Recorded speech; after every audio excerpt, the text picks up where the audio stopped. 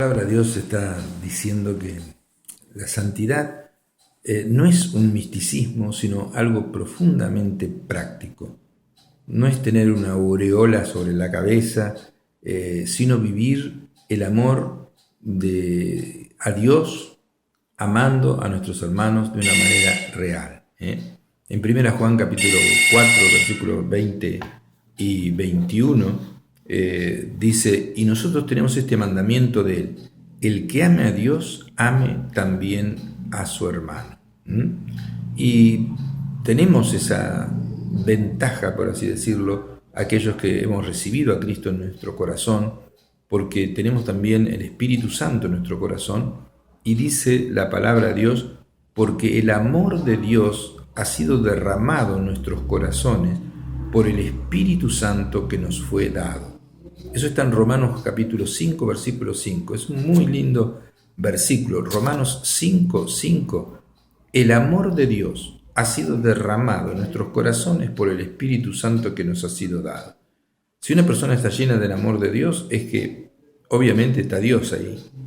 Si una persona no tiene amor por los demás, no tiene a Dios. Porque Dios es amor.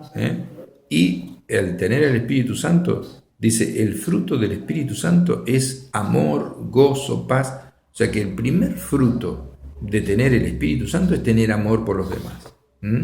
Así que si a una persona no demuestra amor por los demás, porque puede haber religiosos que no tienen amor por los demás. Los religiosos mismos crucificaron a Jesús. Y eran los dirigentes religiosos y mentían y estafaban y hacían, negocio en el templo, tanto que Jesús le tiró abajo todas las mesas y todas las vacas y los cerdos, las ovejas, las sacó afuera, las palomas, estaban haciendo de la casa de Dios casa de mercado, y entonces el Señor se enojó. Así que no todo el que dice Señor, Señor entrará en el reino de los cielos, sino el que hace la voluntad del Padre que está en los cielos es el que va a entrar en el cielo. Entonces dice la palabra de Dios que el segundo lugar donde debemos vivir en santidad es en nuestra familia.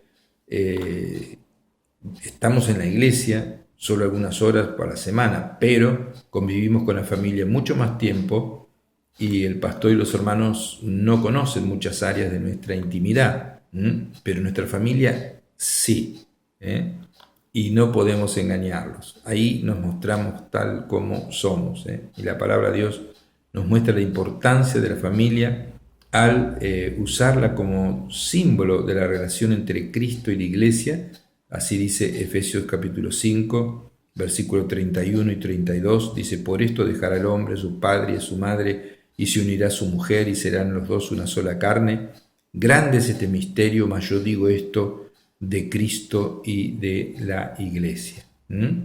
Entonces vemos las normas divinas para vivir una santidad práctica en nuestras relaciones familiares.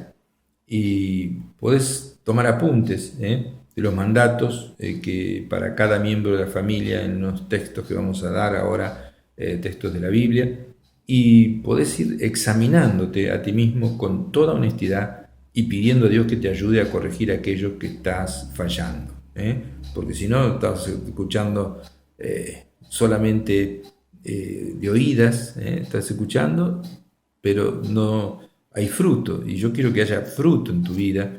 Entonces vamos a leer estos textos. Lo que está fallando, decidí cambiar, y ponete eso delante de Dios, ponelo delante de Dios y decirle: Dios, quiero cambiar en esto, y vas a ver cómo Dios te cambia. Es notable cómo la gente ignora cómo Dios actúa, pero Dios actúa muchísimo más de lo que la gente se imagina, y aparte tiene ángeles que te rodean, que te cuiden, y capaz que ni siquiera te diste cuenta que te estaban cuidando. Entonces Deuteronomio capítulo 6, versículos 5 al 9 dice: amarás a tu Dios con todo tu corazón, con toda tu alma y con todas tus fuerzas. Y estas palabras que yo te mando hoy estarán sobre tu corazón, y las repetirás a tus hijos, hablarás de ellas estando en tu casa y andando por el camino, y al acostarte y cuando te levantes, y las atarás como una señal en tu mano y estarán como frontales delante de tus ojos. Nosotros tenemos cuadritos con la palabra de Dios, almanaques con la palabra de Dios puesto en la pared, textos en la heladera puestos con la palabra de Dios para acordarnos. Y dice Deuteronomio 6:9, las escribirás en los postes de tu casa y en tus puertas. En esa época no había heladeras y ahora vienen eso que se pega allí en la heladera con textos de la palabra de Dios.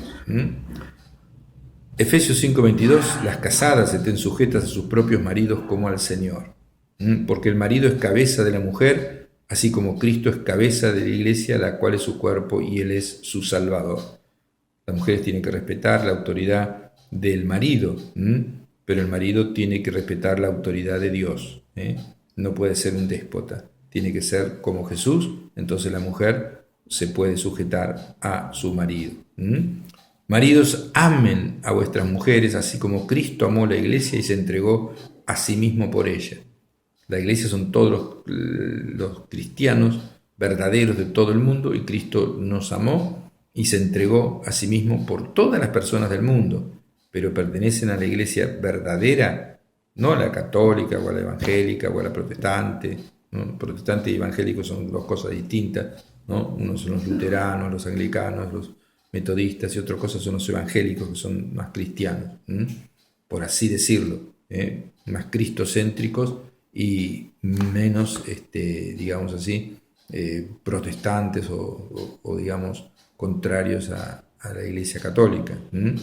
Eso es así. Entonces uno puede ser, digamos, pertenecer a cualquier iglesia, pero uno sabe que para pertenecer a una iglesia, a la única verdadera, que es la iglesia de Jesús, uno puede ser miembro de cualquier iglesia protestante o evangélica o católica, pero debe haber entregado la vida a Jesús, haber recibido la salvación por la fe. Cristo debe vivir en su vida y el Espíritu Santo debe entrar en su corazón. Si no tenés el Espíritu de Dios, no sos de Cristo, aunque seas pastor, sacerdote, obispo o el mismo Papa. O sea, Cristo tiene que estar dentro de tu corazón. Y para estar dentro de tu corazón, tenés que arrepentirte absolutamente de todos tus pecados, cambiar la manera de pensar con respecto al pecado y decidir obedecer los mandamientos de Dios. Los mandamientos de Dios, por ejemplo, en Éxodo 20 dice: no te harás imagen ni ninguna semejanza de lo que está arriba en el cielo, ni abajo en la tierra, no te inclinarás a ellas ni las honrarás. Si estás haciendo eso, no estás bajo la autoridad de Dios y estás en pecado, a pesar de que toda tu religión use imágenes. ¿Sí? Lee Éxodo 20 y te vas a dar cuenta. Entonces, si vos sos sincero, vas a leer Éxodo 20, pero esto está mal. Entonces lo voy a sacar de mi casa y voy a adorar solamente a Jesús y a Dios Padre. Basta ser sincero. El asunto es, ¿a qué querés seguir? ¿A tu religión o la verdad de la palabra de Dios? Si seguís la verdad de la palabra de Dios, vas a ser alguien de Dios. Si seguís tu religión, probablemente estés con muchos errores y tal vez no entres en el reino de los cielos. Recuerden, usted puede ser católico, puede ser evangélico, puede ser protestante y no puede entrar en el reino de los cielos sino a través del sacrificio de Jesucristo y haber aceptado la salvación, que es un regalo. Eso es algo muy importante que usted sepa. Puede hacer todos los ritos religiosos, haber celebrado misas durante toda su vida y después, como nunca se arrepintió, tuvo pecaditos ocultos, tuvo relaciones con mujeres, tuvo cosas, pero las confesó, pero no se arrepintió, siguió haciéndolo, no va a entrar en el reino de los cielos. Se va a llevar una sorpresa inmensa el día que usted muera. Por eso le estoy advirtiendo. usted es corrupto, usted ha robado, Dios le ve. Hay un versículo que dice, en el día que Dios juzgará por Jesucristo los secretos de los hombres. Jesús sabe todos sus secretos. Y quizás usted parezca una persona buena, pero Dios sabe todo lo oculto. Lo bueno de todo esto es que eso oculto que usted tiene puede arrepentirse y entregárselo a Jesús. Y Jesús lo borra, le borra toda su maldad, todo su pecado y le da el poder para no pecar más. Entonces, dice la palabra de Dios, hijos, obedezcan al Señor a vuestros padres porque esto es justo. Honra a tu padre y a tu madre, que es el primer mandamiento con promesa, para que te vaya bien y seas de larga vida sobre la tierra. Esto se cumple. Hay personas que mueren muy temprano y es porque no han respetado a sus padres. Y hay personas que viven muchísimos años y es porque se cumplió este versículo que dice que es un mandamiento con promesa. Honra a tu padre y a tu madre para que te vaya bien y seas de larga vida sobre la tierra. Y vosotros, padres, no provoquen a ira a vuestros hijos, o sea, no los traten mal, sino